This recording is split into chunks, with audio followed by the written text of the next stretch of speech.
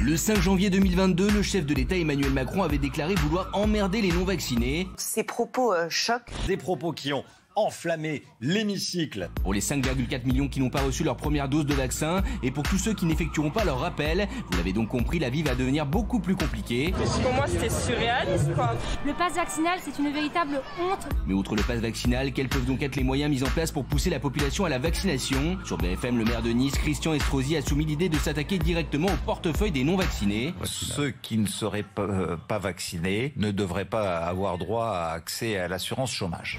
Une proposition radicale inspirée de nos amis québécois qui, en plus de priver de chômage ceux qui ne se vaccineraient pas, ont instauré une taxe de contribution santé. Oui, j'ai pris une position très dure contre ces gens-là. Si le vaccin n'est pas rendu obligatoire officiellement, les mesures mises en place pourraient contraindre de plus en plus de Français à la vaccination. Alors faut-il être plus sévère avec les non-vaccinés? Casse pas les couilles. Ouais, bonsoir.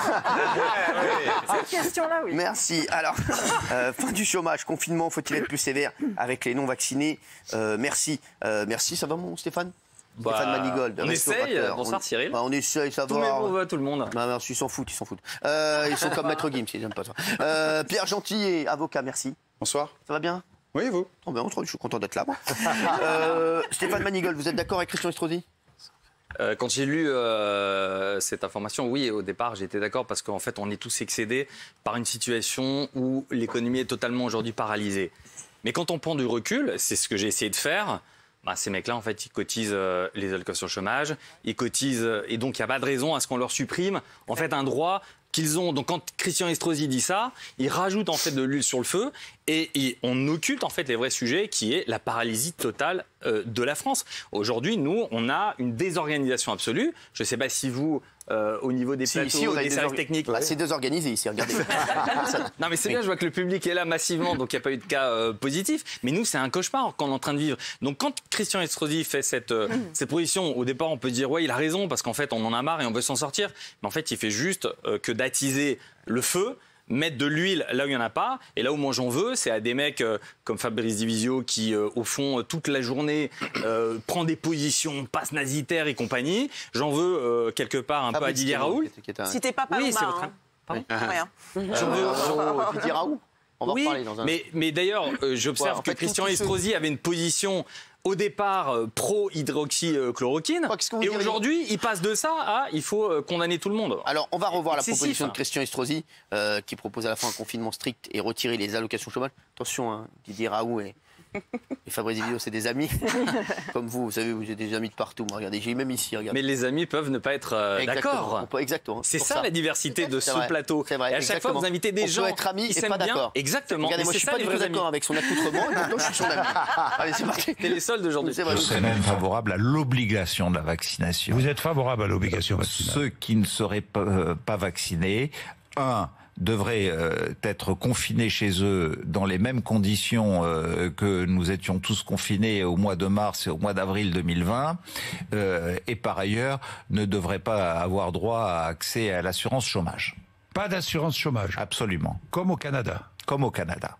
Pas d'assurance chômage pour les non-vaccinés? Non, parce que quand on fait prendre de tels risques à la société, eh bien, on doit en payer le prix. Ben oui. Alors, Pierre Gentil, avocat, vous pensez quoi des propositions de Christian Estrosi? Moi, je pense qu'il devrait aller plus loin. On devrait mettre ces gens en prison. Non, mais c'est idiot. Vous avez été outré en entendant ça? Non, mais écoutez, c'est ridicule. Déjà, il faut rappeler une chose. Vous l'avez rappelé, Christian Estrosi, il a changé beaucoup de positions. Effectivement, il était pour l'hydroxychloroquine parce qu'il sait que par chez lui, il y a Didier Raoult et Didier Raoult est assez populaire. Mais Christian Estrosi, c'est le maire de Nice. Et Nice, c'est un peu la capitale des boomers en France. Donc évidemment, il fait plaisir à son électorat, c'est logique. Ensuite, si on peut raisonner 30 secondes, ce propos, il faut le poser dans le bon sens. Faut-il être plus sévère avec les non-vaccinés? Oui. Vous savez, en droit...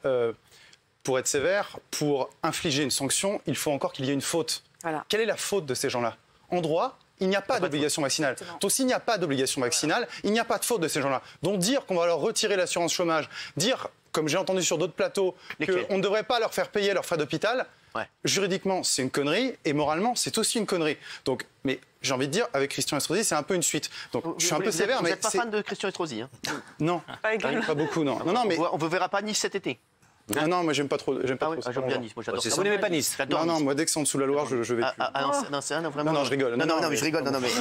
Mais est-ce qu'on peut aussi avoir, cher maître, un peu de moralité pour nos soignants? Quand il y a 9, non mais quand il y a 9 non, c'est pas 9 admissions. Non mais nous on les voit. Non, mais ça c'est les chiffres de l'adresse. Ces chiffres ont été démentis. Il n'y a pas 9 personnes sur 10 on peut avoir à l'hôpital et qui est non vacciné. Ce chiffre a été démonté hier au Sénat.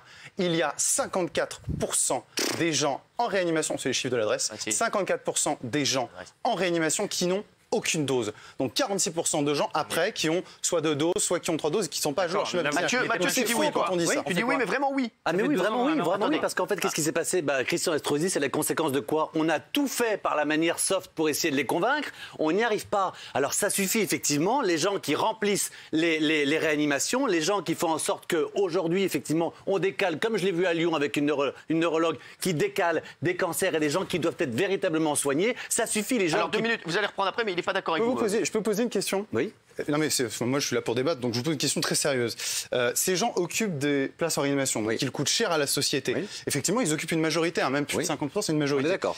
Est-ce qu'on est d'accord que sur cette même logique, on pourrait dire que en cancérologie du poumon, à des fumeurs, on leur dit écoutez, c'est votre choix, vous avez pris un risque et ça pèse sur la société, donc vous allez payer. Mais ça c'est bête, monsieur, parce que non, c'est une analogie. C'est une analogie.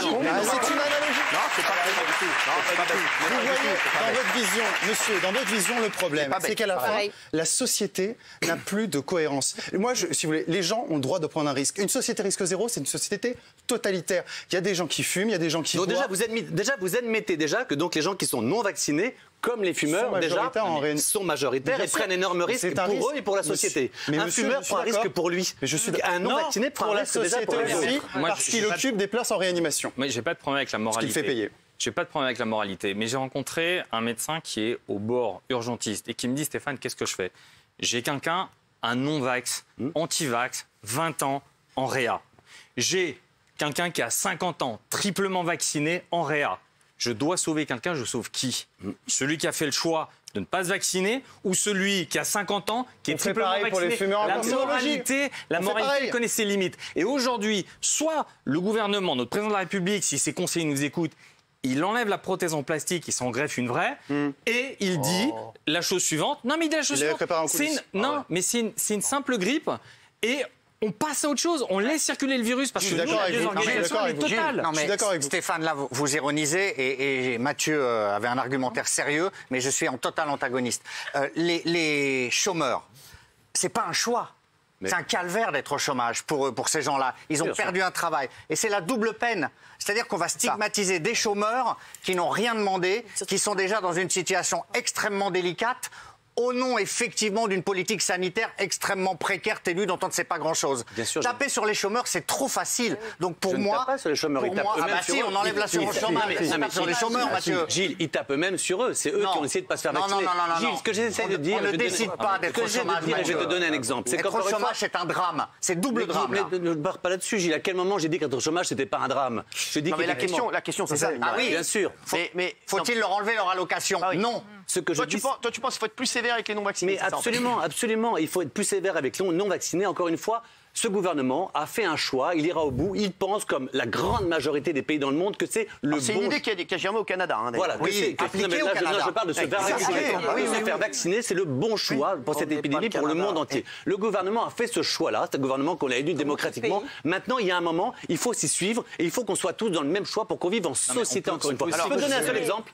J'ai un journaliste qui est arrivé aujourd'hui dans ma société, on est une vingtaine à peu près, qui est un excellent journaliste. Ah, comme et il m'a dit voilà, je l'adore, je veux l'engager. Et il m'a dit je suis non vacciné. Les 19 autres le sont.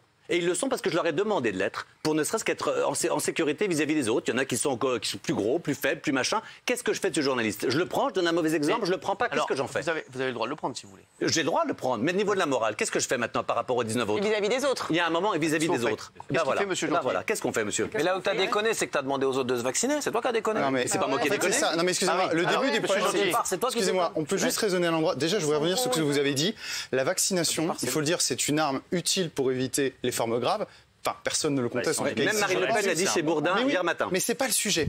Le sujet, c'est qu'on nous a vendu depuis 4-5 mois que la vaccination allait nous sortir du calvaire de mesures liberticides qui s'additionnent depuis 1 an. Ça fait 2 ans que ce cirque continue. Nous avons 90% de la population éligible qui est vaccinée. Nous avons 400 000 cas. Nous n'avons jamais eu autant de cas et pourtant, nous avons 90% de la population qui est vaccinée. Enfin, dernière chose, le problème en réanimation, quand vous dites il faut que tout le monde se fasse vacciner, il faut que les 5-6 millions de personnes soient vaccinées. Moi, je pense qu'en fait, chacun doit faire sa balance bénéfice-risque. Et le vrai sujet, c'est pas les 5-6 millions. Dans les 5-6 millions, il y a des gens qui ont 20, 30, 40, 50 ans, qui ont votre âge, qui ont mon âge. Ils n'ont quasiment aucune chance de décéder du Covid, ces gens-là. Moi, je ne vais pas vous balancer les chiffres, parce qu'on m'a dit que vous n'aimiez pas les chiffres, mais les chiffres de mortalité pour les jeunes, c'est ridicule. Vous savez combien il y a eu de morts de moins de 40 ans, sur le mois de décembre? 1. Donc quand on terrorise les gens, il faut parler un peu des chiffres. Je sais, on noie les gens sous les chiffres, dans ces cas-là, mais il faut les voir. C'est aussi bête, monsieur, que quand on dit effectivement qu'il y a 53 millions de Français qui sont mais on peut bloquer le pays pour un mort. Et qu'on les a sauvés et qu'il y a 20 personnes qui ont fait une thrombose. Mais je ne dis pas que la vaccination n'est pas utile, monsieur. Mais ce n'est pas ce que je vous dis. Encore une fois, je ne vous dis pas que la vaccination n'est pas utile. Je vous dis simplement qu'elle doit être ciblée. Cette maladie, elle touche une partie de la population qui ne risque rien. Donc il n'y a pas à imposer des mesures obligatoires pour cette population. Et le reste de la population 16 ans l'année dernière qui est mort du Covid. Parlez-en à cette famille. Ça peut arriver, monsieur. Ça, c'est l'argument du pathos quand on n'a rien à dire, monsieur. En l'occurrence, est-ce que pour un mort, c'est toujours grave, mais est-ce que pour un mort, on doit appliquer un pass vaccinal, des restrictions de liberté, un masque partout? Non. Je vais vous dire une chose. Il y avait des déprogrammations lors des précédentes grippes. Il y avait des hôpitaux qui saturaient. Il y avait des grèves. Souvenez-vous, il y avait des grèves des urgentistes. Est-ce qu'on a fermé le pays pour autant? Est-ce qu'on a imposé des masques pour autant? Non, on ne l'a pas fait. Notre société a changé parce que nous n'acceptons plus le risque zéro. Daniel Moreau qui dit oui, je veux des oui. Alors, moi, attention, je dis oui à cette question. Faut-il être plus sévère avec les non-vaccinés? Le chômage, moi je dis qu'il faut empêcher les non-vaccinés de vivre normalement pour les pousser à la vaccination. Mais en revanche, il ne faut pas les empêcher de vivre tout court. Parce que le chômage, c'est quand même empêcher de vivre. Merci de ne pas les empêcher de vivre. Vous voulez quoi? Vous voulez les tuer? Donc moi, j'en ai assez. Moi, je suis pour être plus sévère parce que j'en ai assez. Ça fait 2 ans qu'on prend des demi-mesures. Moi, j'ai été en tremblant faire mes 3 doses. J'ai peur du vaccin parce que j'entends tellement de choses. J'en ai peur, mais je le fais. Notamment pour ma mère. Je l'ai fait, j'ai tout bien fait. Vous n'imaginez pas le parcours du combattant, parce que ça, on n'en parle jamais. Le parcours du combattant pour faire vacciner.